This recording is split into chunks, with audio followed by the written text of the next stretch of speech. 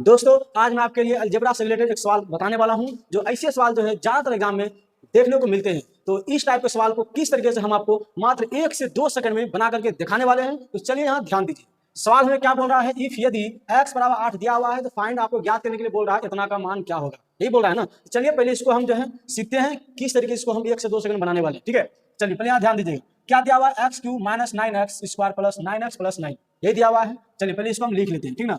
क्या x cube है और क्या है 9x स्क्वायर, यही है प्लस 9x, ठीक है, प्लस 9। यहाँ देखिए क्या लिखा हुआ है, x का क्यूब है लिख दिए, माइनस या 9x स्क्वायर है तो हम इसको क्या लिख सकते हैं, माइनस 8 का x square minus x square लिख सकते हैं। यहाँ तक सबको समझ आ गया होगा। क्या अब माइनस 8x स्क्वायर है माइनस x, जब दोनों ऐड करेंगे तो माइनस 9x स्क्वायर हो जाएगा। चलिए अब इसको देखिए, इसको भी हम तोड़ के क्या लिख सकते हैं, बोलिए, प्लस 8x प्लस x लिख सकते हैं। जब दोनों को ऐड करेंगे तो 9x हो रहा है, प्लस 9 है, इसको हम लिख दिए। ठीक है, अब हम इसको क्यों तोड़े अब आपको समझ में आएगा। देखिएगा यहाँ क्या है एक्स क्यूब, चलिए एक्स क्यूब पहले इसको लिख देते हैं, ठीक है, माइनस। अब देखिए यहाँ 8x स्क्वायर है, x का यहाँ वैल्यू कितना है 8 दिया हुआ है। क्या हम 8 बराबर x लिख सकते हैं, 8 की जगह x हम लिख सकते हैं कि नहीं, बोलिए लिख सकते हैं ना। तो 8 की जगह जो है हम x लिख सकते हैं। जब x लिखेंगे तो x गुना x स्क्वायर करेंगे तो क्या हो जाएगा आपका, x का क्यूब हो जाएगा, होगा ना। बोलिए यहाँ तक किसी को दिक्कत नहीं ना। चलिए अब यहाँ क्या है माइनस x स्क्वायर है, चलिए इसको लिख देते हैं। क्या अब यहाँ ध्यान दीजिएगा, यहाँ क्या 8x है तो 8x बराबर 8 दिया हुआ है तो 8 बराबर x है तो 8 की जगह हम x लिख सकते हैं। यहाँ भी अगर हम 8 की जगह x लिखेंगे तो क्या होगा, x का स्क्वायर हो जाएगा।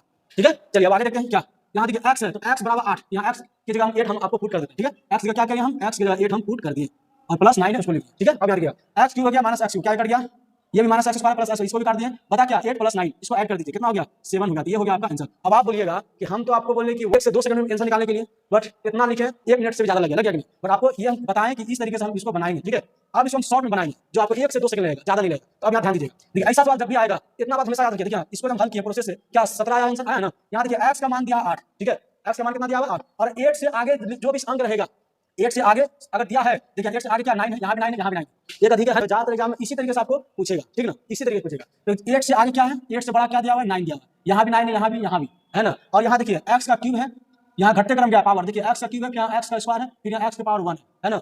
ठीक है, तो अगर इस टाइप का रहेगा आपको सिर्फ क्या करना है, ध्यान क्या देना है, जो भी x का मान दिया रहेगा, x का मान 8 दिया है और 8 से बड़ा हमेशा अंक होना चाहिए, एक अधिक होना चाहिए, ठीक है ना। और प्लस पॉइंट क्या देखना है कि x पावर क्यूब है, ये घटते गया है, यहाँ क्यूब है स्क्वायर यहाँ 1।